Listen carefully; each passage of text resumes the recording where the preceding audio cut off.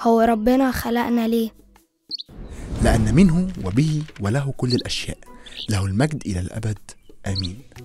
رومية 11 عدد 36. كتير من الناس الصغيرة والكبيرة سألوا نفس السؤال ده: إيه هو هدفي في الحياة؟ ليه ربنا خلقني؟ والإجابة بسيطة جدا وواضحة في الكتاب المقدس. ربنا خلقنا عشان نمجده ونستمتع بيه للأبد. ربنا خلقنا بنفسه ولنفسه. ربنا ما خلقناش عشان محتاجنا، عشان هو وحيد وما لقاش إنسان يتكلم معاه. الله كامل وتام، كان ولسه كده للأبد. احنا بننتمي تماما ليه، وعشان كده ربنا خلقنا عشان نمجده في كل حاجة بنعملها. طب ازاي نمجد ربنا؟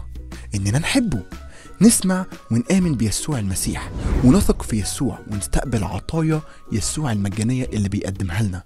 وساعتها هنكون قادرين على اننا نقدم له المجد ونعرف نستمتع بيه للأبد.